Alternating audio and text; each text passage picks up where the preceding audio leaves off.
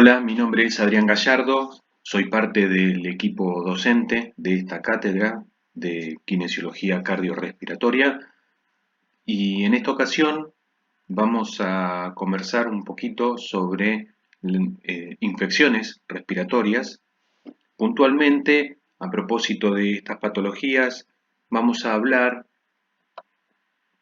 de, por ejemplo, cómo las identificamos, cómo las caracterizamos y cuáles son justamente las características más salientes de estas patologías como para poder reconocerlas y saber establecer cuáles son las causas que las generan, cuáles son los tipos de infecciones respiratorias con las que nos podemos encontrar. Por ejemplo, me estoy adelantando un poquito, pero una de ellas es la neumonía. Y las neumonías no son todas iguales, no son todas producidas por los mismos gérmenes, no tienen todas los mismos desenlaces, no tienen todas las mismas presentaciones y en este caso está bastante es interesante reconocer cuáles son las causas que la generan, cuáles son los tipos de neumonías que nos podemos encontrar y cómo identificarlas.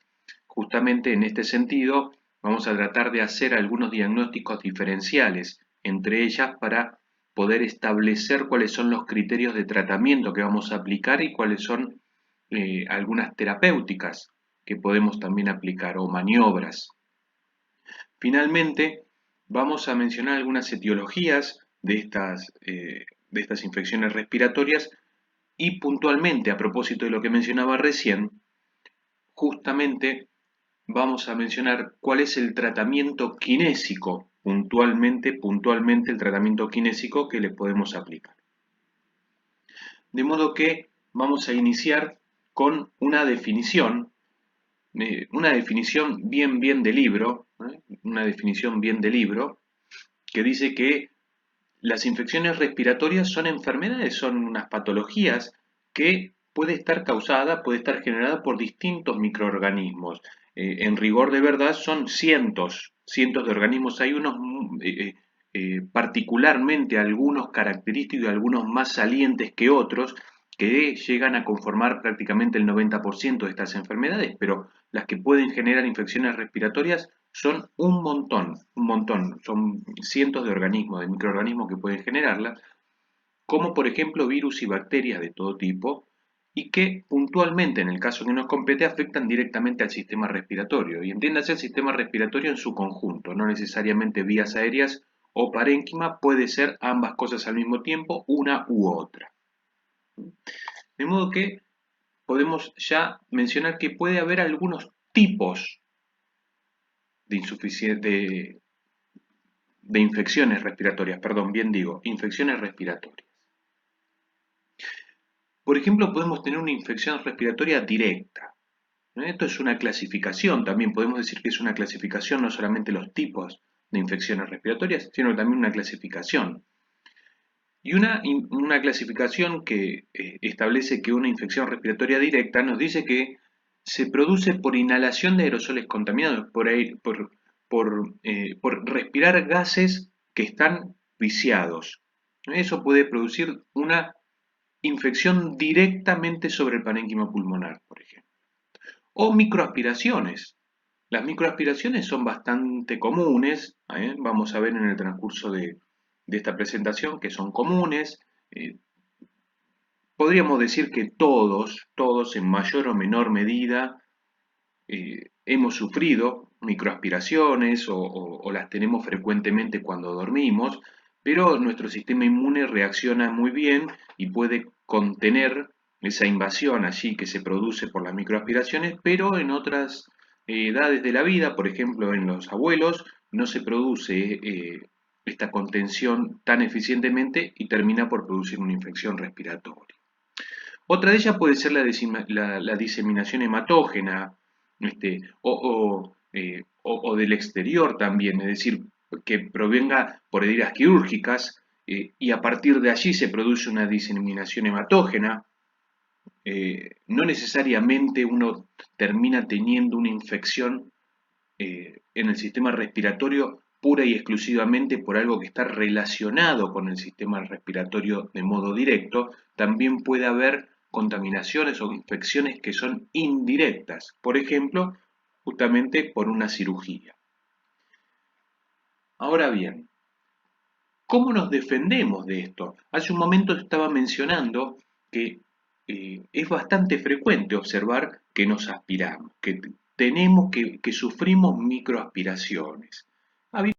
Sucede durante las fases del sueño, cuando dormimos en decúbito dorsal, es decir, boca arriba, y no tenemos una inclinación de la cabeza lo suficientemente adecuada como para que esa saliva que seguimos produciendo durante el sueño y tragamos de modo inconsciente pueda seguir su camino correcto hacia el tubo digestivo. Y una pequeña parte se va yendo hacia la vía respiratoria y comienza a depositarse en valéculas, en los senos piriformes allí, y finalmente las valéculas desbordan y comienza a haber un poco de penetración hacia la vía aérea. Y nuestro sistema inmunológico puede repeler este insulto, pero muchas veces esto no sucede, sobre todo, les mencionaba, cuando llegamos a la edad adulta, mucho más aún si la salud dental no es la adecuada.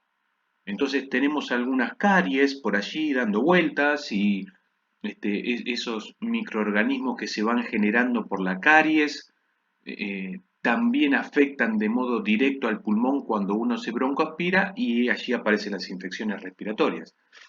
Este, pero cuando esos sistemas defensivos que estoy nombrando sí funcionan bien, podemos decir, por ejemplo, que aquí tenemos algo similar, ¿eh? a una, a una noxa que quiere penetrar esas defensas que nosotros tenemos, y como vemos allí, básicamente hay dos estructuras que pueden ir allí a detener, a combatir y tratar de frenar esta noxa, esta invasión. Podemos decir que tenemos barreras físicas, ¿no es cierto? Pero, como bien allí están observando, también tenemos otro más, y esos son los mecanismos inmunológicos que tenemos. Ahora, esto no es todo. Nosotros no podemos depender solamente de las barreras físicas que podamos tener o de mecanismos inmunológicos. Hay otras cosas más. Por ejemplo, las barreras mecánicas. ¿Y cuáles son las barreras mecánicas? Y bien, aquí podemos mencionar unas cuantas. Por ejemplo, la tos.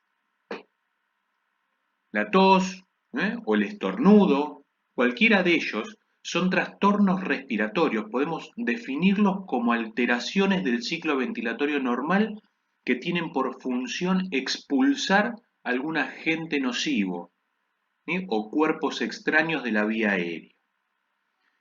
Por supuesto que para esto en algún momento van a generar algún flujo turbulento, de manera que ese flujo turbulento también deja de ser ya un flujo turbulento que hemos estudiado en las primeras presentaciones a propósito de la fisiología respiratoria normal, y pasa a ser un flujo turbulento que oficia de defensivo.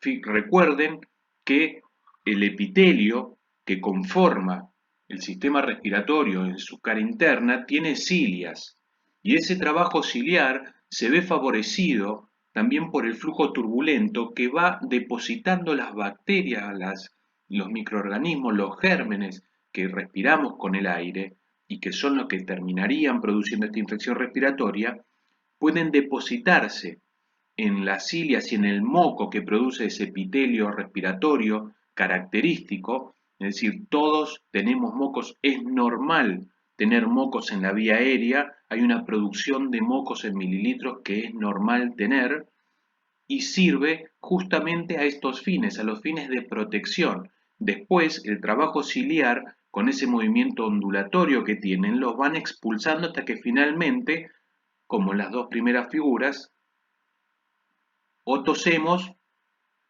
o estornudamos, pero lo cierto es que lo quitamos de encima, lo podemos llegar a sacar. Y finalmente existe una más que son muy particulares, muy particulares. Eh, es como que nosotros habitualmente no nos gusta tener ese vello que sale en la nariz, que se observa, a veces con alguna impronta por allí fuera de las narinas, y lo cierto es que estos vellos cumplen una función defensiva primordial. Fíjense que la generación de moco que les mencionaba hace un instante, que es normal tener, muchas veces en las fosas nasales uno tiene la posibilidad de quitar el moco y está en estado más sólido, es más duro. Puede parecer un poco asqueroso esto que estoy mencionando, pero lo cierto es que es un proceso fisiológico normal, y esto es la producción de moco en estado normal que se produce dentro de las vías respiratorias, comenzando por las narinas y después durante todo el tracto respiratorio, y el depósito de partículas que se respiran con el aire, que se van pegando a este moco hasta que finalmente uno logra quitarse de las narinas una cantidad de moco junto con partículas respiratorias, junto con partículas podríamos decir, de basura, no es aire puro lo que uno respira, y eso también oficia de barrera para que estas infecciones respiratorias no se produzcan. Ahora, dentro de los mecanismos defensivos también les mencionaba que había otras cosas, es decir, hay mecanismos inmunológicos. Por ejemplo, tenemos como mecanismos defensivos también que podemos mencionar los linfocitos T. Los linfocitos T tienen una función que es importante.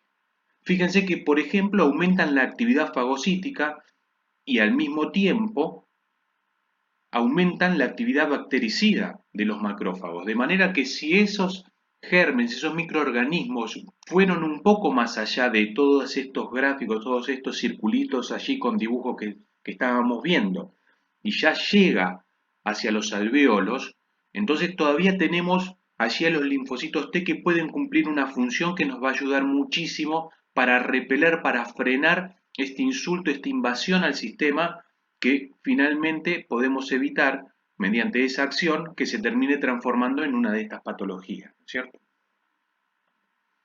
Ahora, recién les decía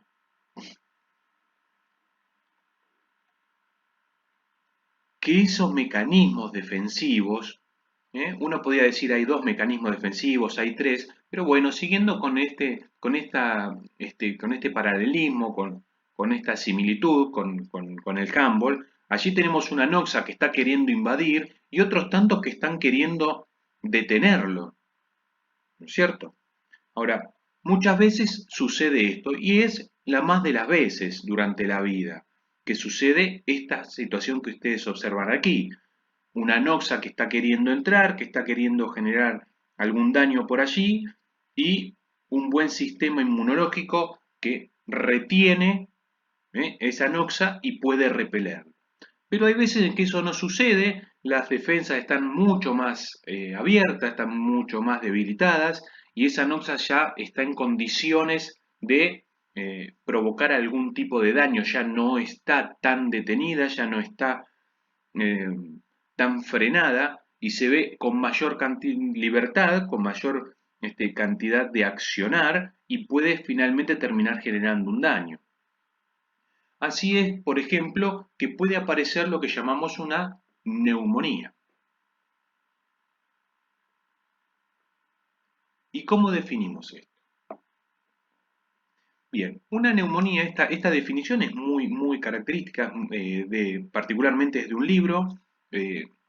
de un libro de nombre Neumonología, que editó los médicos, algunos de los médicos del hospital Argerich, y dice que la neumonía es una afección inflamatoria del parénquima pulmonar producida por invasión de gérmenes que pueden comprometer tanto a los alvéolos como al intersticio o a ambos. Esto es, recuerden, los alvéolos son la parte terminal del sistema respiratorio y una vez que el aire que respiramos llega allí, después por difusión simple,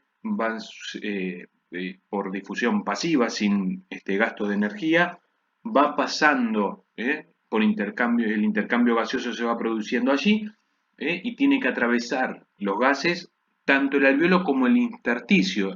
Y esto es el lugar que no es ni el alvéolo ni el capilar sanguíneo, es ese territorio que está ahí en el medio que no es ni una cosa ni la otra. Entonces, la infección respiratoria puede tomar cualquiera de estos dos lugares.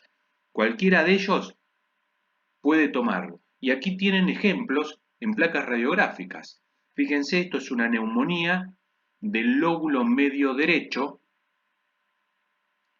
Esta otra es del lóbulo superior derecho con alguna diferencia en la intensidad de la radiografía, pero allí se aprecia claramente. En este caso estamos hablando del inferior izquierdo, aquí se ve claramente. Acá estamos hablando en la figura del medio del lóbulo superior derecho, mientras que en la primera estamos hablando del lóbulo medio derecho.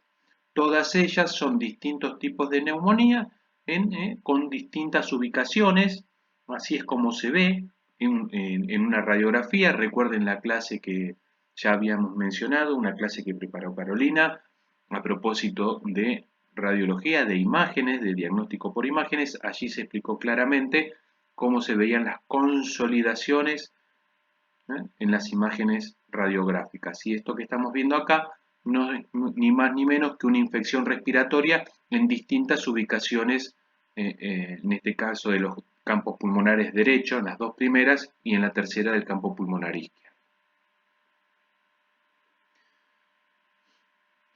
Ahora, sabemos que esa neumonía se va a terminar generando y el paciente va a tener algún tipo de manifestación clínica, es decir, ¿cómo lo vamos a ver nosotros?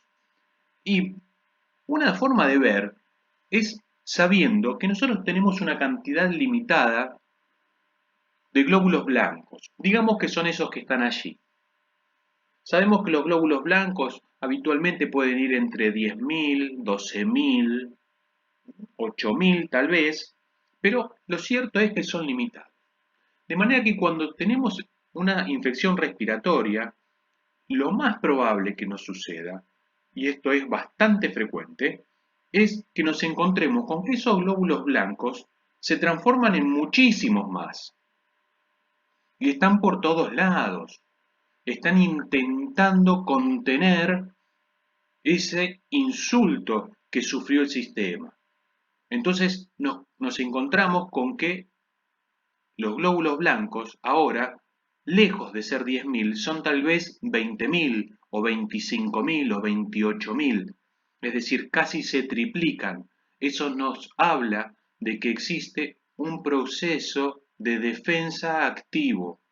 La leucocitosis, es decir, el aumento, el incremento de los glóbulos blancos, conjuntamente con la fiebre, con la temperatura elevada, y esto es más de 38 grados, nos hablan de que existe un proceso infeccioso. De modo que la leucocitosis y la fiebre son dos características para darnos cuenta, dos características muy salientes de las infecciones respiratorias y que la gran mayoría de los pacientes suele tener. Ahora, puede existir una infección respiratoria sin fiebre. Definitivamente, claro que sí. Claro que sí, por supuesto que sí puede, por supuesto que el paciente puede estar presentando un cuadro de infección respiratoria en curso y no tener fiebre. Por ejemplo, vamos a ver más adelante, pero aquellos cuadros, aquellas neumonías que son de comienzo insidioso, de comienzo oculto, que el paciente no suele darse cuenta, no percibe que está pasando por un proceso infeccioso, muchas veces sucede porque el paciente no tiene fiebre. De manera que particularmente estos dos puntos, la leucocitosis conjuntamente con la fiebre y también la radiografía, porque pensemos que el hallazgo de nuevos infiltrados radiológicos que anteriormente no estaban presentes, ya nos habla de que esa infección respiratoria muy probablemente lleve al menos unas 48 horas de evolución. Es frecuente observar que el paciente, en aquellos casos que presenta fiebre, que presenta leucocitosis y malestar, muchas veces astenia, se toma una radiografía y a veces la radiografía no revela absolutamente nada y finalmente a las 48 horas o 72 horas posteriores a su ingreso hospitalario se le repite esa radiografía y finalmente allí se observa esa imagen radiológica. De modo que, si bien la radiografía nos puede ayudar, también es cierto que si está allí presente la imagen de consolidación en el parénquima, está hablando de que la evolución ya lleva unos días. Y a propósito de las neumonías, podemos decir que hay dos tipos, rápidamente para hacer una diferenciación, y ellas son las neumonías bacterianas y las neumonías virales. Bien, vamos a hacer alguna diferenciación más o menos rápida y ya nos vamos a meter en algo un poquito más complejo, pero esta es una primera diferenciación. Particularmente, el primer productor de las neumonías es el neumococo, es el más común, el más observado, mientras que las neumonías bacterianas, las primeras son comunes en los adultos y los adultos, quiero decir, de mediana edad. Las neumonías virales son más frecuentes, es más frecuente observarlo en niños, en los chiquititos, por ejemplo, por el virus sincitial respiratorio, es bien característico, sobre todo de las épocas invernales, que termina por dar una bronquiolitis que muchas veces evoluciona a neumonía. Y también de los ancianos, de los abuelos de 60 años en adelante, 65 años en adelante, también es bastante característico observar la neumonía viral. Algunos de los gérmenes más comunes para ir mencionando son el estreptococo, o la clamidia, o la legionela, no sé si me olvido alguno más, pero más o menos el 90%, aproximadamente el 90% de las neumonías son generadas por estos virus, por estos gérmenes, perdón. De modo que podemos decir que esa neumonía comienza, como veníamos mencionando, con una inflamación particularmente de un sector. Vamos a poner un ejemplo, una neumonía muy característica, una neumonía por una broncoaspiración, por ejemplo, un paciente que tiene un deterioro del sensorio por alguna causa X y finalmente termina por regurgitar y broncoaspira el contenido gástrico. Es muy frecuente observar que esos pacientes, por ejemplo, que tuvieron un ACV y deterioraron el sensorio, entonces su estado de conciencia no es lo suficientemente bueno como para proteger la vía aérea de modo correcto, finalmente lo que termina sucediendo es que terminan aspirando cantidad de contenido gástrico y que ese contenido gástrico que pasa a las vías respiratorias termina yendo, recuerden, por la disposición anatómica y característica de los bronquiofuentes, hacia el pulmón derecho. ¿Por qué? Porque el bronquiofuente derecho es mucho más grueso y es más vertical que el izquierdo y eso hace que el contenido líquido, el contenido gástrico, que por gravedad desciende, tienda a ubicarse hacia el lado del bronquiofuente derecho, de manera que es muy frecuente observar neumonías de la base del pulmón derecho. En esos casos vamos a ver que los pacientes comienzan con inflamación en ese sector, pero que la consolidación suele verse, como mencionábamos hace unos minutos atrás, hacia las 48 horas o 72 horas. No siempre se observa durante las primeras horas. Uno puede sospechar algún tipo de neumonía considerando los antecedentes del paciente y por qué motivo ingresó al hospital y qué fue lo que le sucedió y si tiene leucocitosis y además tiene fiebre y tal vez tenga algún tipo de trastorno en el intercambio gaseoso, entonces necesita aporte de oxígeno adicional y no termina de saturar del todo bien. Y bueno, estas son este, algunas de las características que hacen sospechar que el paciente puede llegar a tener una neumonía aspirativa. A las 48 horas o 72 horas se le hace una imagen radiográfica y observamos a veces esas características que vimos recién en las diapositivas previas. De modo que, para mencionar algunas de las neumonías que comentábamos hace un ratito atrás y las características más sobresalientes que tienen ellas, podemos hablar de que una neumonía bacteriana suele tener una debilidad generalizada. Yo hace un momento mencioné astenia. La astenia no necesariamente es la debilidad generalizada, la astenia es más bien un estado de cansancio, el paciente que se siente que está cansado todo el tiempo, inclusive estando en reposo, o que se levante, que camine unos pocos metros y que ya se siente cansado. No estoy hablando de que le falte el aire, sino que se siente cansado. Eso puede venir asociado a debilidad generalizada, a escalofríos y fiebre, que es bien característico de este tipo de neumonía.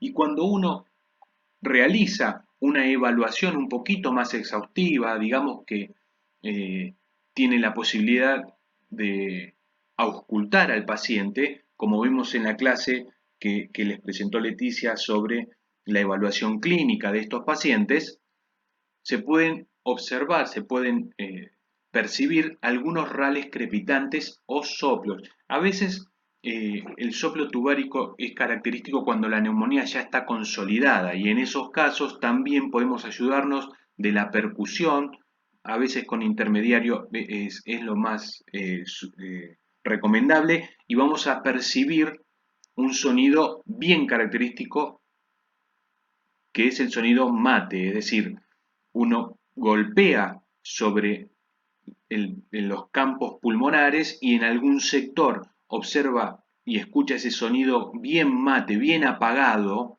mientras que en las adyacencias no escucha eso, sino que escucha el ruido timpánico, que es el bien característico del pulmón aireado.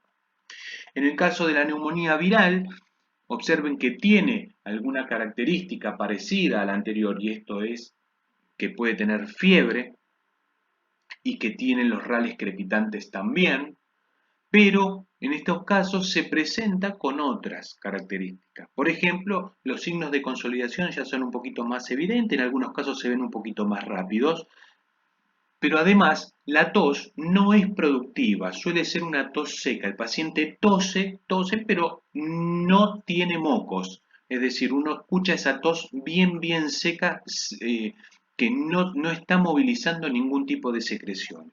Y característico también de este tipo de neumonías es la disnea.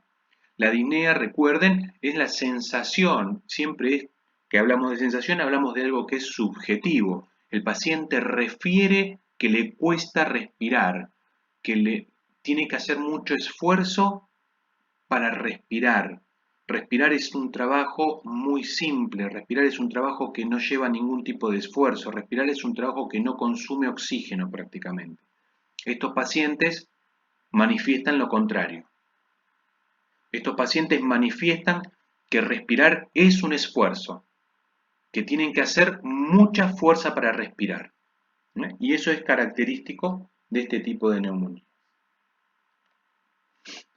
Ahora, otra clasificación, entramos en otra clasificación, puede ser las neumonías que son extrahospitalarias, es decir, neumonías que el paciente adquiere en la comunidad, en su vida diaria, fuera del hospital, fuera de un sanatorio, fuera de un nosocomio, en la vida de relación. Después está la neumonía que se adquiere dentro de un hospital. Por ejemplo, un paciente que está internado. Un paciente que está internado y que entró porque tuvo algún tipo de patología, X, no importa cuál, pero requirió de internación y a los pocos días, digamos a los 4 días, el paciente comienza con fiebre, comienza con leucocitosis, aparecen infiltrados radiográficos que antes no estaban, comienza con tos, puede ser con o sin secreciones, pero comienza con tos, con cansancio generalizado, con algo de deficiencia para oxigenar correctamente. Entonces uno sospecha que el paciente puede estar en presencia, puede estar cursando una neumonía. Y efectivamente, cuando se hacen los análisis de sangre, observa que finalmente tiene leucocitosis, se hace algún otro análisis, por ejemplo una procalcitonina o algún otro análisis, y finalmente tiene una neumonía. Y esto es lo que llamamos una neumonía intrahospitalaria o una neumonía nosocomial. El paciente entró sano y la neumonía la adquirió dentro del hospital. Y finalmente hay otro tipo que es la neumonía característica de un huésped inmunocomprometido, por ejemplo, una neumonía muy característica, que es la neumonía por Pneumocystis carini, que es muy característica, casi diría propia de los pacientes con HIV. Así que vamos a arrancar, vamos a conversar un poquito sobre alguna de ellas. En el caso de la neumonía de la comunidad, podemos decir que desde el punto de vista epidemiológico, observamos más o menos unos 10 casos por allí, desde 1.6 a 13.3 casos por cada 1000 habitantes. Es una neumonía bastante frecuente, la neumonía de la comunidad. Y observen que una buena parte de estos pacientes, una buena parte de estos pacientes necesitan internación y otros tantos necesitan internación en la unidad de cuidados intensivos, porque esa neumonía progresa y ya no puede ser tratada solamente con antibióticos y con oxigenoterapia. Muchas veces hay que aplicarle otro tipo de soporte, muchas veces particularmente el soporte respiratorio, en cualquiera de sus formas, invasivo o no invasivo, pero lo cierto es que requiere soporte ventilatorio, además del soporte médico farmacológico o inclusive kinésico habitual que reciben estos pacientes, necesita un soporte adicional y en esos casos requiere la internación dentro de la terapia intensiva. Esos son el 5% de los pacientes que después si ingresan a ventilación invasiva son susceptibles también de sufrir otro tipo particular de neumonía que es la neumonía asociada a la ventilación mecánica. Es un tipo muy particular de neumonía que vamos a mencionar en un momento más. La mortalidad es bastante variable, podemos decir que es cercana al 10% para hacer un promedio. Fíjense que los números allí marcan una mortalidad del 2% aproximadamente para los pacientes que son tratados ambulatoriamente. Estos son pacientes que no requieren internación y que se tratan con antibióticos y seguimiento médico en domicilio, mientras que los pacientes que están internados tienen una mortalidad mayor. Muy probablemente esto sea consecuencia de que los pacientes que requieren internación son pacientes que vienen en peor estado y por este motivo requieren la internación y muchas veces esos pacientes no logran sobrellevar correctamente esta patología y fallecen. En comparación con aquellos que se manejan de modo ambulatorio, es muy probable que tengamos algunas diferencias en la caracterización del paciente en sí mismo. Tal vez estemos en presencia de pacientes que tienen patologías respiratorias de base o exacerbaciones de patologías de base como bronquitis crónica, por ejemplo. Esos son pacientes que al presentar una infección respiratoria por exacerbación de su patología de base es muchísimo más complicado sobrellevarlo. En este sentido es que ustedes observen, tienen 7 veces más de mortalidad. Ahora, esa neumonía de la comunidad, también podemos decir que hay de 3 tipos. Está la neumonía de la comunidad típica, las características, la más común. Está la que no es así, la que es una neumonía de tipo atípica. Y finalmente, hay una mezcla de los dos. Hay una que es lo que llamamos una neumonía de la comunidad mixta, que tiene un poquito de una y un poquito de otra. Y las cosas allí se mezclan, es un poquito más difícil diferenciarlo, pero ahora vamos a ver, no es tan complejo tampoco, pero en términos prácticos, nosotros tenemos una neumonía típica una neumonía atípica y finalmente una tercera que tiene una mezcla de signos y síntomas de las dos anteriores. Podemos decir, como ya mencionamos, que esta neumonía de la comunidad es bien característica, la más característica de las neumonías, y hay un montón de organismos, de microorganismos que pueden causarla, que pueden producirla, como ya habíamos mencionado. Yo mencionaba hace un momento atrás que el neumococo tal vez sea el primer agente causal. Esto es bastante variable, pero el neumococo es el más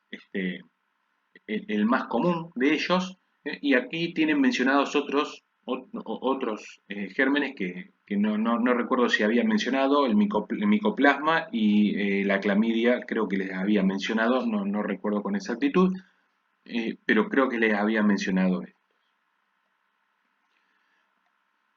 Así que vamos a hablar de la neumonía típica. Recién mencionábamos que existe una neumonía de la comunidad típica, una atípica y una mixta. En el caso de la neumonía típica, es bien característico que comience de modo brusco con escalofríos y fiebre sostenida. ¿Sí? La tos suele ser seca, ¿no? Pero suele ser seca sobre todo cuando el paciente está deshidratado.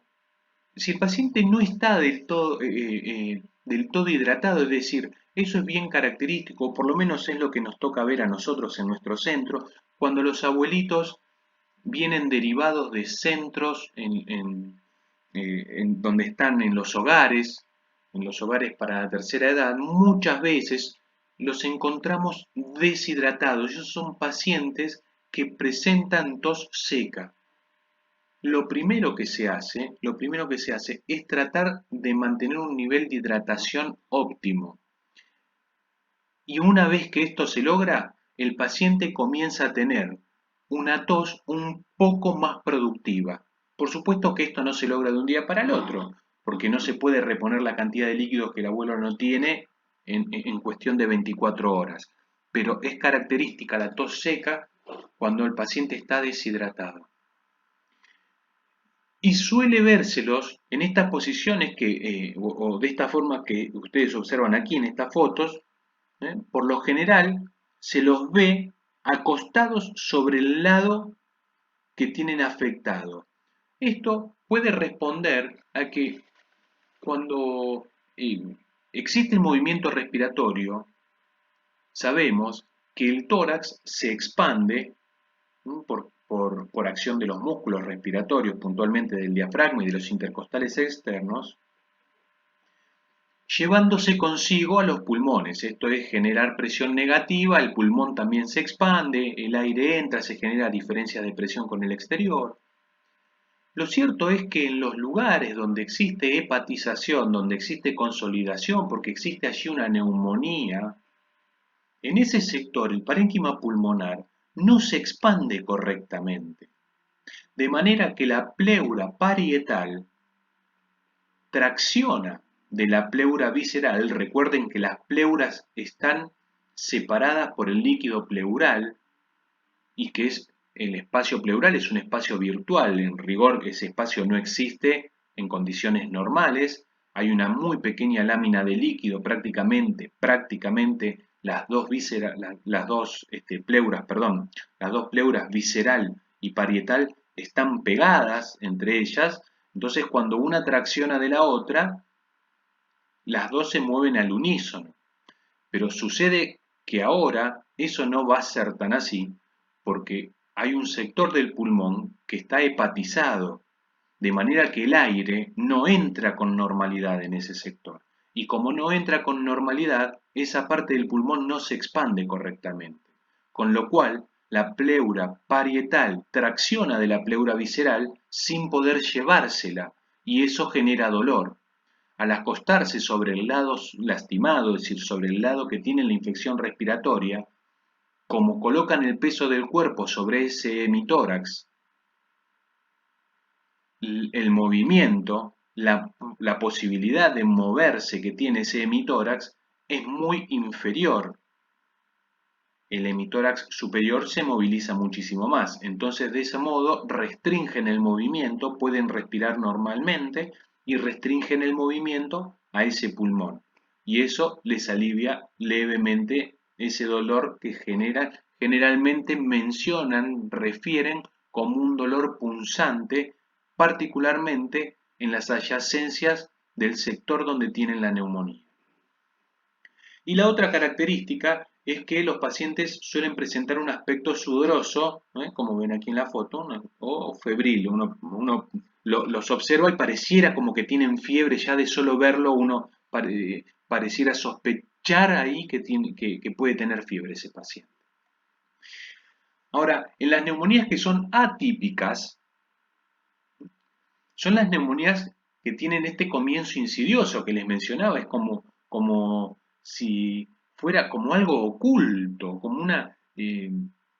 como si fuera un comienzo engañoso, como que la enfermedad lo engaña al paciente, entonces no le deja percibir que está pasando, que está atravesando un proceso infeccioso y muchas veces comienza con tos seca, entonces el paciente no sospecha de nada porque como comienza con esta tos seca, es como que le pica la garganta y no tiene mucha fiebre o prácticamente no la tiene directamente, y entonces es como que lo engaña hasta que finalmente comienza con otros síntomas. Por ejemplo, el dolor retroesternal, eso no es un dolor característico, no es algo que sea, que sea normal tener un dolor retroesternal.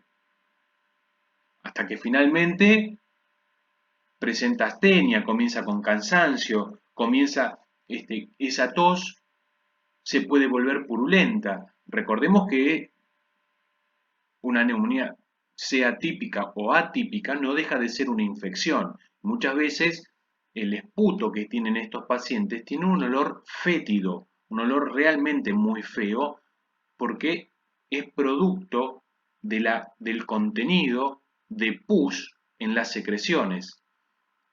Una vez que el paciente observa esto, entonces ya estamos en presencia del desarrollo de la enfermedad en sí misma. Ya no hay mayor sospecha, ya más que sospecha es una confirmación de que el paciente está en el desarrollo de una infección respiratoria.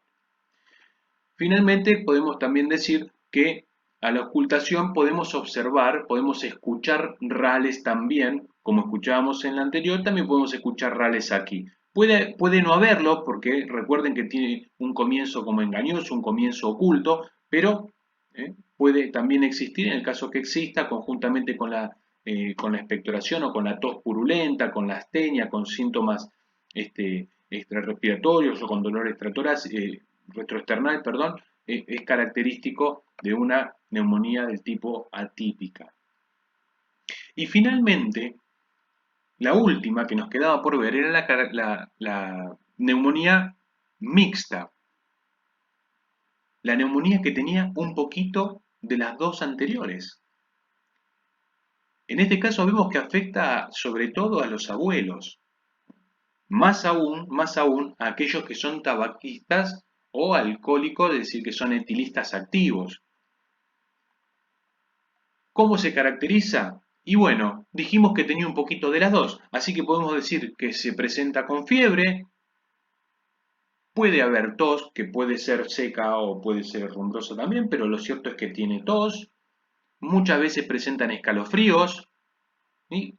Incluso hasta con dolores gastrointestinales, con síntomas gastrointestinales, con fastidio, con molestias gastrointestinales. Pueden tener dolores de cabeza, lo que llamamos cefalea. En algunos casos, yo diría que un tercio aproximadamente de los pacientes pueden llegar a presentar dolor pleurítico, que es este dolor que les manifestaba hace un momento atrás, que se produce al traccionar una pleura de la otra y que el pulmón no acompañe correctamente. Puede haber taquicardia, inclusive hasta hipoxemia. Recuerden que ese sector del pulmón no ventila correctamente, de manera que ese intercambio gaseoso, al menos en ese sector, no se produce correctamente.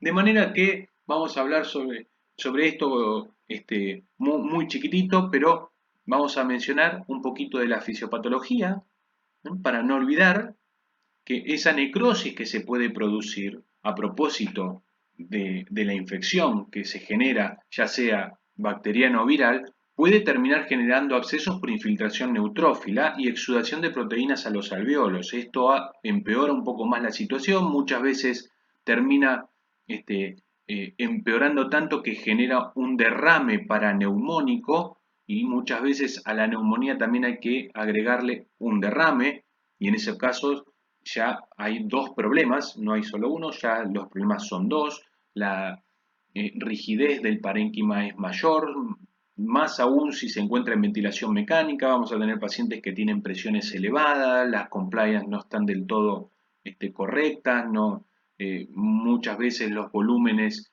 que estamos manejando para esos pacientes los vamos a tener que reducir para no aumentar los deltas de presión, que ya mencionara Pablo y también Carolina en la clase de distrés respiratorio y de ventilación mecánica. Ahora, esta ocupación que genera ese exudado de proteína, ese exudado plasmático, va a producir hipoxemia. Recuerden que existe lo que llamamos shunt, esto es, alvéolos que están ocupados, que no reciben el aire, no reciben ese aire que nosotros intentamos mandarle cuando están en ventilación mecánica o el paciente respire espontáneamente, cualquiera de las dos, eso es indiferente, pero la que sea, el paciente en ese sector del pulmón no está recibiendo aire. Sin embargo, esos alvéolos, esa red de alvéolos, sigue estando perfundida, es decir, el sistema sigue mandando sangre hacia ese sector. Y la sangre está yendo a buscar un intercambio gaseoso que no va a encontrar nunca, de manera que todo ese pedazo del pulmón, todo ese sector, esa región del pulmón, va a terminar aportando al corazón izquierdo sangre venosa mixta, de manera que va a incrementar el shunt. El shunt es normal tenerlo. Recordemos que cerca del 5% del volumen total termina siendo de shunt por las venas de Eustaquio Tevesio, por las venas bronquiales que son tributarias del corazón izquierdo. Pero en este sentido lo que vamos a observar es que el shunt va a estar incrementado a propósito de un deficiente proceso de ventilación en ese sector en particular, mientras que la perfusión es normal. Con lo cual vamos a tener un índice BQ muy alterado. ¿Qué podemos encontrarnos? Y bueno, el paciente puede hiperventilar. No es observado en todos los casos este punto. Pero lo cierto es que si la oxemia cae demasiado o si el dióxido de carbono sube demasiado, y esto es porque no ventila correctamente, recordemos que la concentración de dióxido de carbono es directamente proporcional a la ventilación, inversamente proporcional a la ventilación alveolar, y estamos diciendo que en un sector del pulmón no se ventila correctamente, podemos sospechar que el dióxido de carbono va a estar incrementado. En contrapartida, por ecuación del gas alveolar, el oxígeno va a estar reducido. Cualquiera de las dos, ya sea incrementos desmedidos del dióxido de carbono o reducciones desmedidas del oxígeno, cualquiera de las dos, por distintos mecanismos, van a terminar generando hiperventilación. Con lo cual, en esos casos que esa patología se produzca, vamos a encontrar lo que conocemos como alcalosis respiratoria, es decir, el paciente para compensar como mecanismo de respuesta adaptativa a ese sector que no está generando intercambio gaseoso normal, va a incrementar la tasa ventilatoria para tratar de lavar ese dióxido de carbono en exceso y obtener más oxígeno. En este sentido, lo que va a terminar generando es una caída desmedida del dióxido de carbono que conocemos como alcalosis respiratoria. En el caso de los ancianos, en el caso de los viejitos mayores de 65 años, las neumonías son muy frecuentes y en estos casos la mortalidad que habíamos mencionado hace un rato atrás que andaba cerca del 10%, tal vez 14%, dijimos 15% cuando el paciente está internado, En los casos de la tercera edad, esto se incrementa. Muchas veces se incrementa por el estado de condición general de los pacientes, que no siempre es el más adecuado. Y ustedes observan aquí una tasa de mortalidad del 30%. Esto es que 3 de cada 10 pacientes fallecen. Esto es bastante alto, ¿sí? Eh,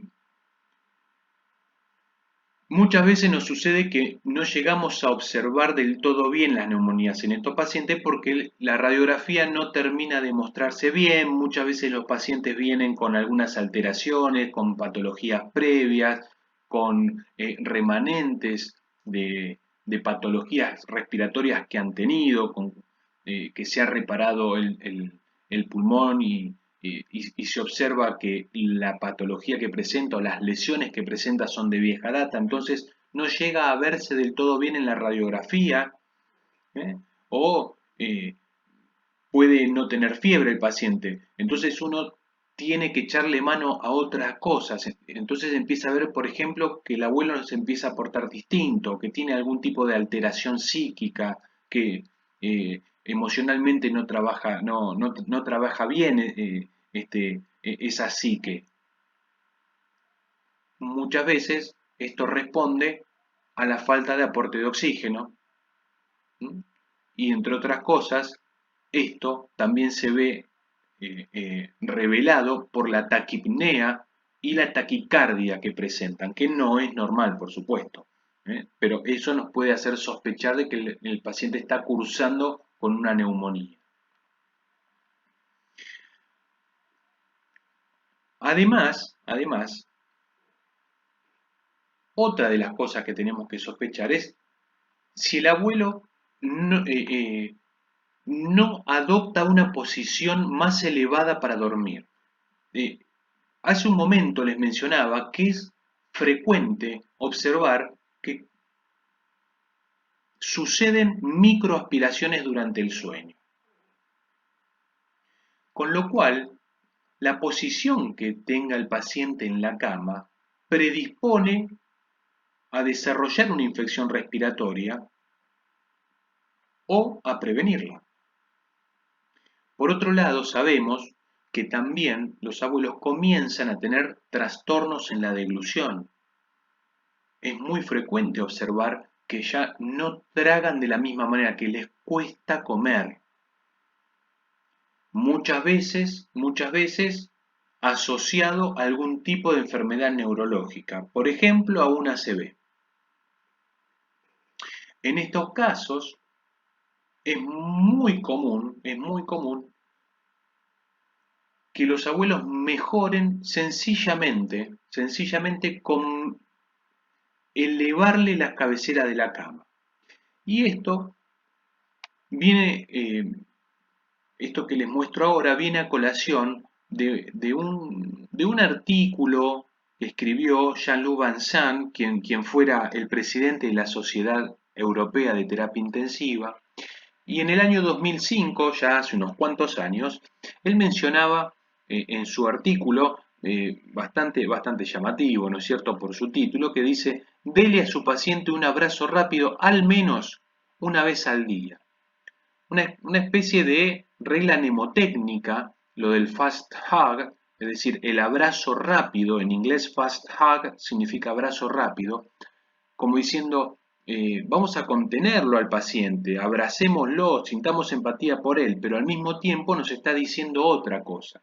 Y esa otra cosa viene dada por esta gráfica que presenta dentro de su artículo, donde observa la cantidad de factores que debemos considerar al ver un paciente. Particularmente habla de los pacientes que están bajo ventilación mecánica, pero puede aplicarse para todos. Entre las cosas que menciona, por ejemplo, allí el head of the bed, es decir, la cabecera de la cama. Fast hug no es ni más ni menos que una regla mnemotécnica, como observan aquí, el feeding, analgesia, sedation, prevención del tromboembolismo, la cabecera de la cama, la profilaxis de la úlcera por decúbito y el control de la glucosa. Cada una de estas letras que conforman el fast hug no es ni más ni menos que la primera letra de una palabra distinta conjuntamente con su explicación aquí. Y lo que menciona el autor es que esa cabecera a la cama debiera estar elevada entre 30 y 45 grados, no solamente para facilitar y para mejorar el trabajo respiratorio y la mecánica del sistema respiratorio, sino también para reducir el riesgo de aspiraciones.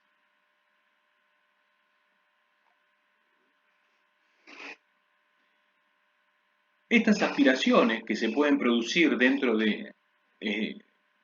cuando el paciente está internado dentro del hospital, lo que llamamos una neumonía intranosocomial o intrahospitalaria, también podemos decirle, sabemos que es la segunda causa más importante de neumonía nosocomial, la que se genera adentro del hospital, es decir, en la sala de internación. Fíjense que esta neumonía, este tipo de infección, estoy hablando de la infección respiratoria, genera solamente por su aparición un aumento que no podemos medir de modo exacto, pero podemos saber con certeza que genera aumentos tanto para la estadía hospitalaria, y esto es que el paciente debe quedarse mayor cantidad de tiempo internado, que genera aumento de la morbilidad, aumento de la mortalidad y aumento de los costos de la salud. Entiéndase costos públicos o costos privados. Si el paciente tiene una prepaga, una medicina prepaga, es indiferente. Lo que sí sabemos es que genera aumento en los costos. ¿Mm?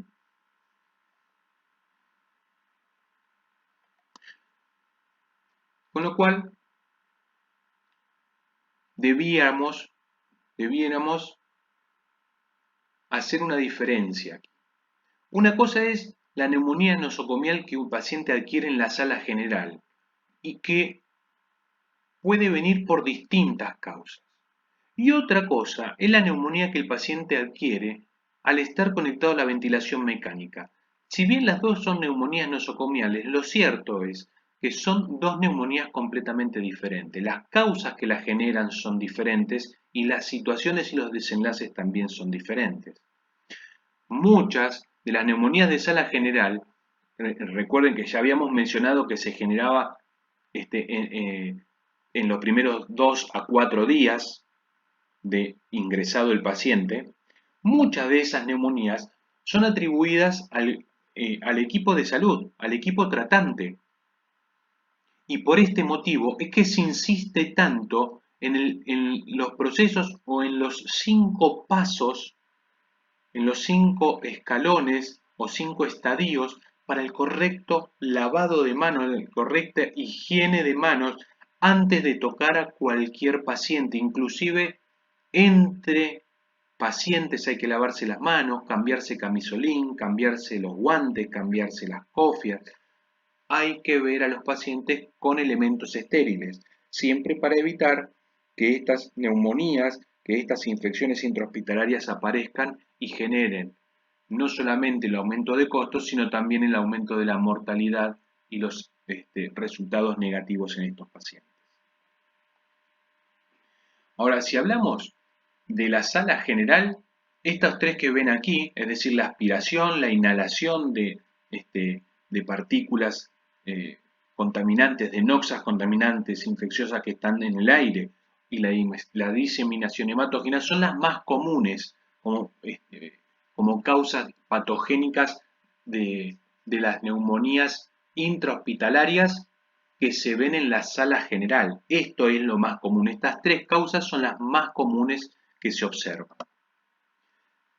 Con lo cual, la más importante de las tareas que tenemos frente a la aparición o la probable aparición de estas infecciones respiratorias no es ni más ni menos que la prevención. Siempre, y por mucho que suene a frase trillada, más vale prevenir que curar. Siempre es más importante generar un adecuado trabajo de prevención para no tener que afrontar las consecuencias que esto trae. Y aquí tienen, por ejemplo, algunas de las medidas de prevención no farmacológicas. Uno de los docentes de esta cátedra escribió un trabajo excelente en el programa de formación continua para kinesiología, en el PROAKI, de actualización continua en kinesiología. Y una de las cosas que escribía era que eh, las medidas que podemos tomar los kinesiólogos no siempre son las que van a sacar al paciente, pero son de muchísima ayuda, son harto importantes. Un paciente no se cura de una neumonía solamente porque se le dieron antibióticos. También se cura de una neumonía, lo podemos sacar adelante de una neumonía porque tomamos medidas generales como capacitar, como dar educación, dar cursos, explicar, que el personal de enfermería esté harto capacitado. Muchas veces existen, de hecho nosotros lo tenemos y en la gran mayoría de los centros existe, los enfermeros de control de infecciones. Son enfermeros que están muy capacitados, terriblemente capacitados a propósito de cuáles son los procedimientos que tenemos que hacer para no generar contaminaciones, para no generar infecciones cruzadas entre pacientes. Ahora a nosotros nos toca, por ejemplo, evitar una infección respiratoria cuando estamos frente a la colocación de una ventilación no invasiva o de una ventilación invasiva. Digamos, durante el procedimiento de ventilación invasiva, es decir, en el momento que se realiza la intubación orotraqueal. Ahora, puedo prevenir llegar a ese momento y una de las opciones es la utilización de la ventilación no invasiva. Sabemos que la colocación de un tubo dentro de la vía aérea aumenta significativamente los riesgos de sufrir una infección respiratoria. Mientras el paciente pueda conservar su vía aérea fisiológica y defenderla correctamente, la posibilidad de que desarrolle una infección respiratoria es mucho menor. Y por cierto, como mencionaba hace un minuto atrás, el lavado de mano con el cambio de guantes y camisolín es realmente importante y de mucha significancia para reducir las infecciones. Otras estrategias que podemos también utilizar, fíjense, la primera de ellas habla sobre la alimentación. Habitualmente nosotros consideramos que los pacientes que están con alimentación enteral, todos los días, a primera hora de la mañana, en el cambio de enfermería, y estoy hablando entre las 7 y las 8 de la mañana, las enfermeras deben medir el residuo gástrico y cuando se encuentran con un residuo gástrico incrementado, se reduce la infusión de alimentación enteral al 50%, a las 2 horas se vuelve a cuantificar y si sigue incrementado se suspende la alimentación. ¿Por qué motivo? Porque sabemos que si el volumen gástrico es muy alto y las posiciones del paciente no son adecuadas, puede existir regurgitación, es decir, puede existir la posibilidad de que cierta cantidad de ese contenido gástrico realice el camino inverso, ascienda por el esófago y el paciente finalmente termine aspirándose. Por supuesto que lo que nos toca a nosotros en lo que tenga que ver con nosotros los kinesiólogos, estoy hablando claramente, ¿no? Eh, Todo lo que esté relacionado a la vía aérea artificial, como el cuidado y mantenimiento tanto del tubo endotraqueal como de las cánulas de traqueostomía, la limpieza del osostoma, la limpieza de la cavidad oral, la aspiración de secreciones, siempre que se pueda realizarlo con circuito cerrado de aspiración y en el caso de no tenerlo, con una técnica esterilizada, ¿no es cierto? Cada vez que uno vaya a ingresar a la vía aérea del paciente, eso también es de importancia para evitar las infecciones respiratorias. Ahora, al mismo tiempo que existen las no farmacológicas, también existen las medidas farmacológicas. Y entre ellas, por supuesto, que tenemos el uso de antibióticos, y esto es bastante frecuente, o de vacunas o inmunomoduladores. Un inmunomodulador, por ejemplo, tal vez me veo en la necesidad de explicar porque tal vez suene algo medio difícil, inmunomodulador, pero básicamente es una sustancia que estimula o deprime, es decir, ya sea que lo que sea que se necesite, es decir, si necesita aumentar o reducir el trabajo del sistema inmunitario para combatir infecciones, para hacerle frente a infecciones o cualquier otra enfermedad, por ejemplo el cáncer, no sé, por decir un ejemplo, ¿no es cierto? Por ejemplo, los anticuerpos monoclonales son inmunomoduladores, o la citocina, las vacunas mismas son inmunomoduladores. Y estas son medidas que habitualmente toman los médicos. Nosotros no las tomamos, pero vale la pena recalcar. Así que algunas estrategias que podemos considerar para reducir las infecciones respiratorias puede ser, como mencionábamos recién, la educación del equipo de salud, es decir, mantener al personal constantemente capacitado, permanentemente actualizado, ¿sí? Siempre, siempre, siempre a todo el equipo de salud. No necesariamente yo mencioné los enfermeros en control de infecciones, pero tanto los enfermeros como los kinesiólogos, los médicos también, debemos estar todos entrenados en cuáles son las pautas, cuáles son las reglas, cuáles son los procedimientos que hay que seguir para no generar esto, para evitarlo o reducir los riesgos al máximo. Y por supuesto, la cantidad de cada uno de nosotros por cada una de las camas, es decir, la relación profesional de la salud paciente. Muchas veces nos encontramos con que eh, tenemos que atender muchos pacientes y en esa vorágine diaria de atender pacientes termina sucediendo que por el apuro de no llegar, de que se me hace muy tarde, de que ya pasé muchísimo tiempo y no terminé de ver a todos, terminamos haciendo mal las cosas. Es decir, no nos lavamos las manos entre un paciente y otro, eh, a veces se nos pasa que no nos cambiamos los guantes o no nos cambiamos el camisolín. Entonces, ese tipo de cosas que sucede porque eh, no somos la cantidad suficiente de profesionales, en ese caso hay que ponerle un poquito más el ojo a este tipo de posibilidades que pueden empezar a surgir por no llevar correctamente los procedimientos de higiene. Otra que particularmente quien les habla considera de suma importancia es llevar y conocer las estadísticas. No se puede mejorar aquello que no se cuantifica. De modo que si nosotros tenemos una tasa de infecciones X y no conocemos cuál es ese X, difícilmente podamos mejorarlo. El día que nosotros conozcamos, el día que sepamos a cuánto equivale X, entonces ese día vamos a saber a dónde tenemos que colocar el ojo para mejorar la tasa de infecciones. Y en este sentido las estadísticas cumplen un papel fundamental, fundamental. Todo aquello que no se mide no se puede mejorar y todo aquello que se hizo y no se registró nunca se midió, con lo cual no existió. Así que yo particularmente creo muchísimo en las estadísticas, creo muchísimo en llevar un registro expreso de cada una de las cosas que se hace, sobre todo en este tipo de patologías.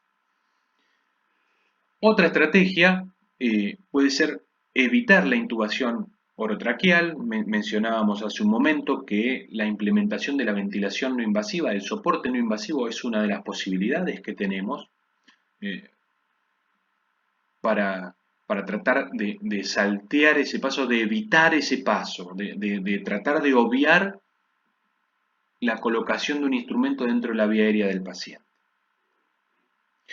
Ahora, si no llegamos, porque el paciente tenía criterio de intubación orotraqueal, y bueno, en ese caso vamos a tener que hacer dos trabajos. El primero de ellos, de mantener la vía aérea permeable y lo más limpia que se pueda con la higiene, como mencionábamos, la higiene bucal, o en el caso que el paciente esté traqueostomizado, la limpieza del ostoma, a veces el cambio de la endocánula, la aspiración de secreciones por circuito cerrado, pero sobre todas las cosas, reducir al máximo lo que se pueda el tiempo de ventilación mecánica que tiene el paciente. Sabemos que mientras menos días de ventilación mecánica tenga, más posibilidades va a tener de evitar una infección respiratoria. Finalmente, lavarse las manos, como ya mencionamos, entre un paciente y otro. Y acá tienen unas cuantas de las cosas que acabo de mencionar recién. ¿Cierto? Acá lo que vemos es la limpieza de la cavidad oral o la aspiración de secreciones con el circuito cerrado que vemos aquí. Y en el caso de no tenerlo, hacer una técnica estéril para ingresar por el tubo notraqueal. Recordar que este balón se insufla a los fines de sellar la vía aérea. Va a ser muy difícil que el balón pueda evitar el 100% de la filtración del lago orofaringio, pero mientras esté bien inflado va a evitar muchísimo más que si estuviese mal inflado. Por otro lado, la cabecera de la cama, ahora la gran mayoría de las camas automáticas están viniendo con este dispositivo que nos permite observar por medio de esta bolilla metálica a qué graduación está ubicada la cabecera de la cama del paciente. Recordemos el artículo del Fast Hug, perdón. Y otra de las opciones que nosotros como kinesiólogos tenemos, escribió un libro hace algún tiempo, una amiga de la casa, Alejandra Falduti, escribió un libro a propósito de la deglución, y una de las cosas que se mencionan allí es que la deglución es trabajo, es tarea, es competencia y es área kinésica. La rehabilitación de la deglución. Muchas veces, sobre todo en los ancianos, necesitamos trabajar, estimular correctamente el sistema deglutorio, el sistema estomato, bueno, ya me va a salir la palabra, ahora estoy trabado. Lo que intento decir es que debemos trabajar las praxias. Por ejemplo, que el paciente pueda abrir la boca, que pueda sacar la lengua, que pueda poner la lengua hacia un lado y para izquierda y para derecha, que con la lengua pueda tocarse el paladar, que se pueda morder la lengua, que pueda sostener sin tragar líquido en la cavidad bucal, que pueda sostener sólido. En el caso que no pueda hacerlo, tenemos ejercicios para que el paciente trague correctamente. Por ejemplo, ejercicios de inclinación hacia un lado, hacia el otro lado, ejercicios que llamamos de chin down, es decir, en el mismo momento que el paciente traga, que comienza con la deglución, en ese momento el paciente tiene que realizar un ejercicio y llevar el mentón hacia el pecho, hacer el movimiento de tragar y nuevamente subir la cabeza. De esa manera nos aseguramos de que colocamos la vía digestiva en una posición más favorable para que el bolo alimenticio o el líquido vaya hacia posterior. Eso es bien característico de los ejercicios de rehabilitación deglutoria. Recuerden que ese proceso de la deglución es un proceso mixto.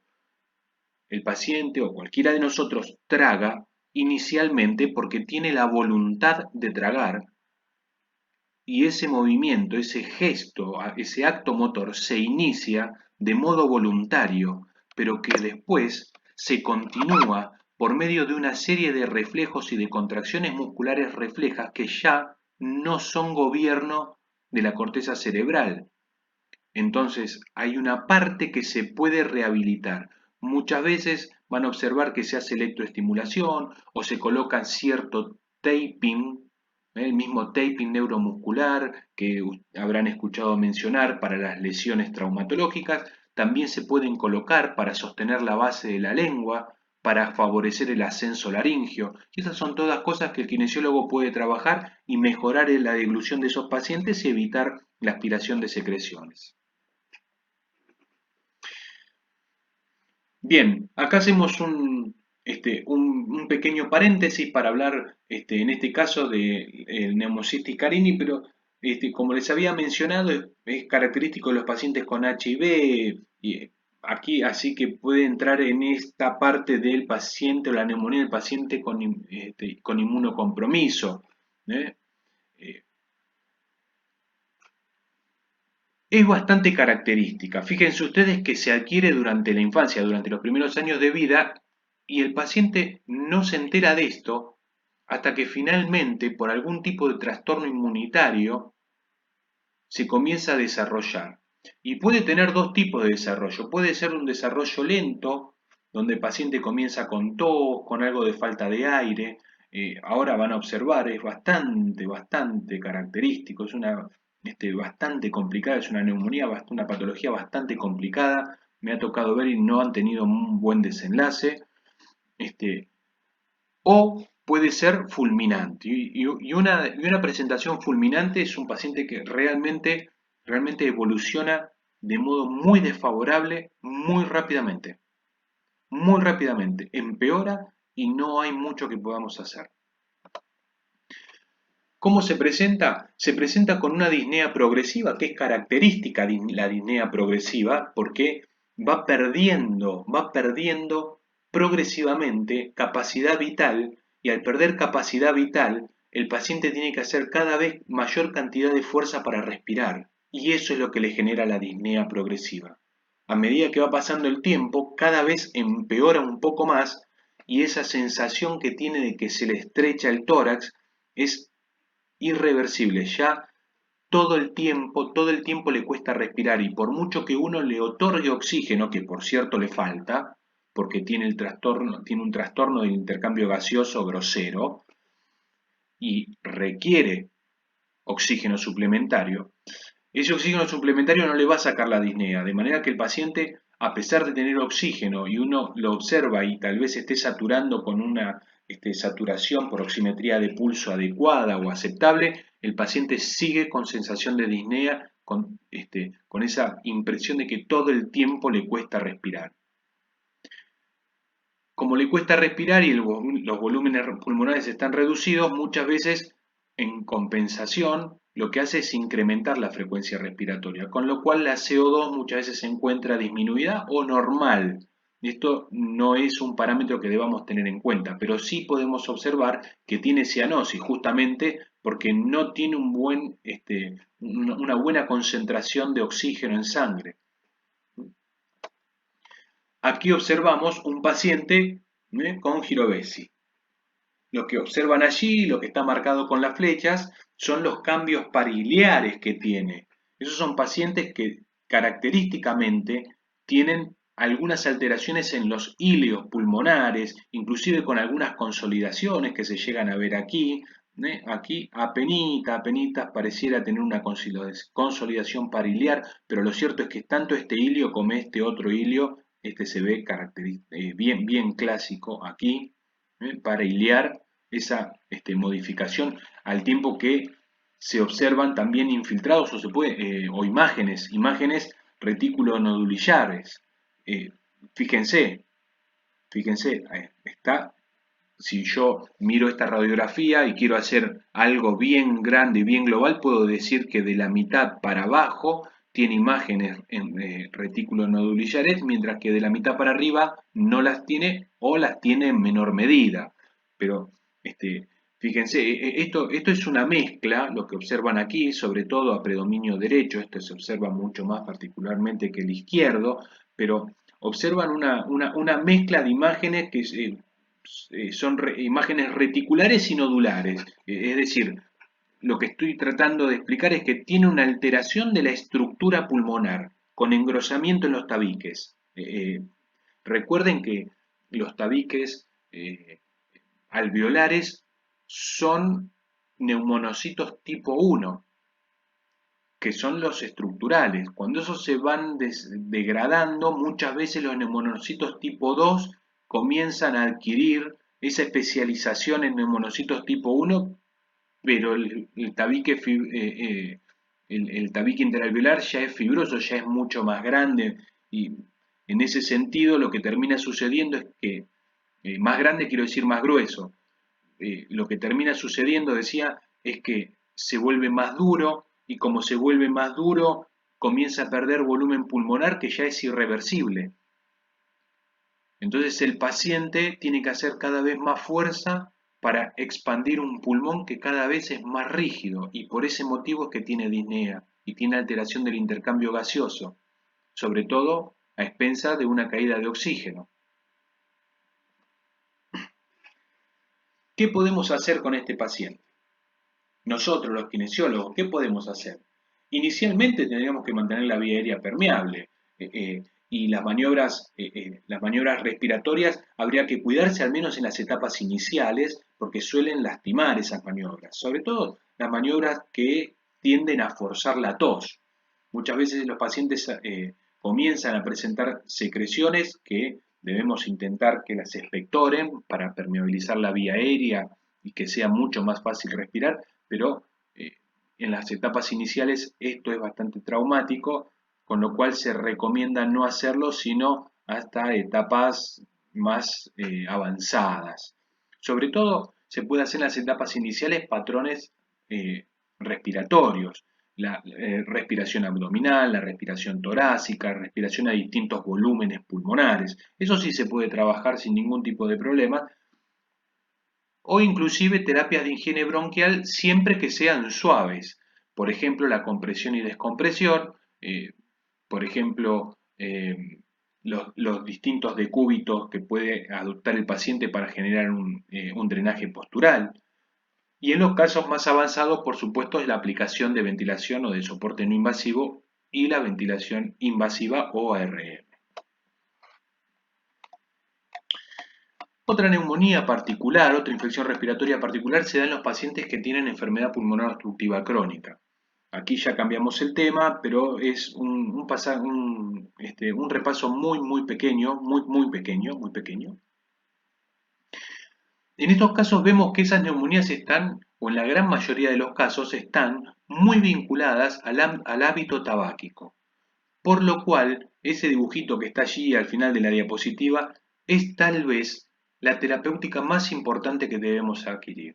Y esto es la cesación tabáquica. De alguna manera debemos lograr que el paciente deje de fumar. Estos pacientes muchas veces están en tratamiento, inclusive en tratamiento psicológico, justamente para el cese de la actividad tabáquica, que por cierto no es fácil. Por cierto, no es fácil, esto hay que reconocerlo, no es por nada que los pacientes lo hacen y lo siguen haciendo a pesar de conocer cuáles son las consecuencias que le trae. Y así todos lo siguen haciendo. Particularmente en estos pacientes que tienen EPOC y presentan una infección respiratoria, como vimos cuando mencionamos los testeos de función respiratoria que hablamos sobre la espirometría, cuando el paciente tiene un volumen expiratorio forzado de primer segundo menor al 35%, recuerden que tener un volumen expiratorio forzado menor del 40% ya es tener una obstrucción severa.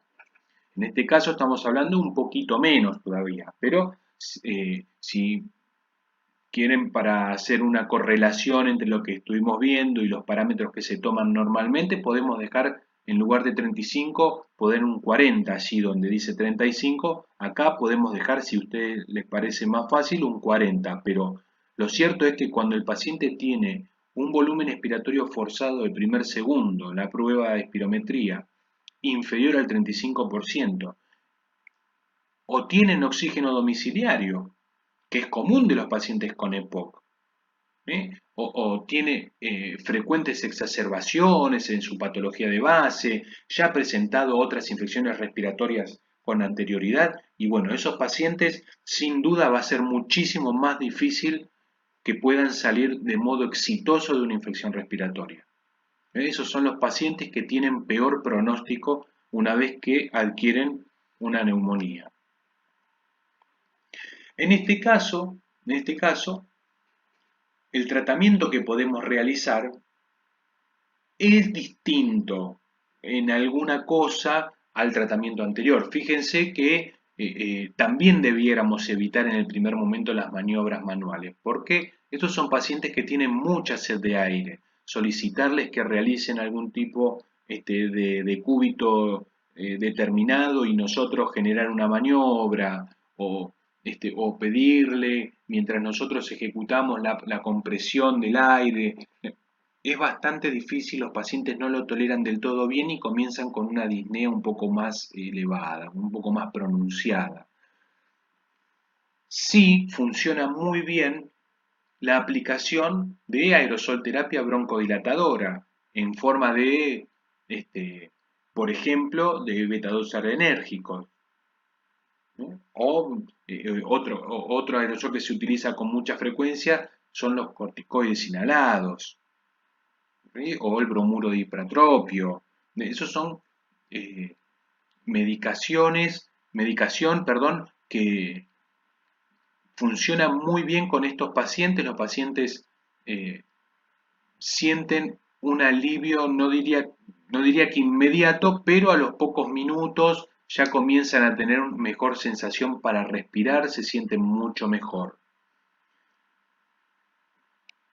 Aquí, como ven, al final estaba la palabra que me costaba, es estomatogmático, ahí lo estoy leyendo bien despacito, es estomatogmático, estoy hablando de todo el sistema ¿eh?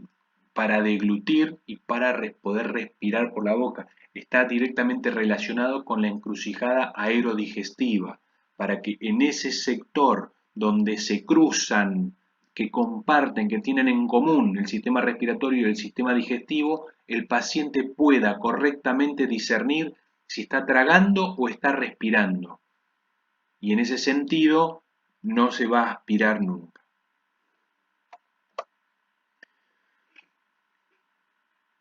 Bien, de manera que, como vimos, como veníamos mencionando en el transcurso de la presentación, tal vez el tratamiento de base más importante que tengamos sea la prevención.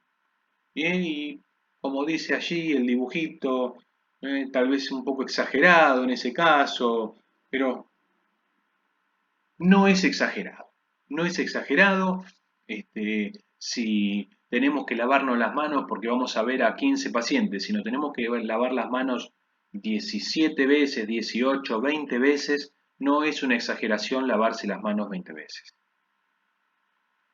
No es una exageración utilizar 15 pares de guantes. No es una exageración utilizar 15 camisolines diferentes. Lo único que nosotros estamos haciendo es cuidar la salud del paciente, es cuidar la posibilidad de que se genere una infección porque nosotros no quisimos cambiarnos un par de guantes. Entonces, le agregamos una comorbilidad al paciente porque no me cambié un par de guantes. El paciente tiene mayor riesgo de morirse porque yo no me cambié los guantes. Entonces, no es una exageración. Esto es un dibujo, esto es un chiste de humor gráfico, pero no es una exageración. Por supuesto que hay un montón de otras cosas agregadas, asociadas a esto. No es solamente cambiarse los guantes. Hay una parte que tiene que ver con la educación, con la formación continua, con capacitar al personal, con explicarle a todo el mundo cuál es la importancia del lavado de manos, cuál es la importancia de cambiarse los guantes, cuál es la importancia de hacer las cosas de modo esterilizado. Por supuesto que hay una parte que está directamente relacionada en el caso de las neumonías, por ejemplo, con la vacuna antineumocóxica. Eso hay que inculcárselo a la gente. Eso es una parte de educación que nosotros debemos hacer también como agentes de salud. Y forma parte también de la prevención, la vacunación antineumocóxica. O por ejemplo, como vimos hace unos minutos atrás, la estimulación, la rehabilitación de la deglución, los ejercicios para manejar correctamente el bolo alimenticio, las praxias bucales. Y en el caso que esos pacientes ya hayan pasado por estos estadios y estén en un estadio más grave, por ejemplo, que hayan llegado finalmente a la ventilación mecánica, hay una serie de cuidados que como kinesiólogos debemos llevar adelante que están relacionados con la vía aérea artificial. Todo esto lo vimos cuando observamos la clase, cuando mencionamos los dispositivos para la vía aérea, cómo se utilizaba, cuáles eran las ondas de aspiración, cuáles eran los procedimientos para aspirar. Eso es trabajo de kinesiólogo, sostener la vía aérea permeable, limpia, libre de infecciones, de la cavidad bucal también, la forma de aspirar las secreciones, mantener el manguito de neumotaponamiento en correctas condiciones. Espero que haya servido, seguimos en un rato más con otra parte.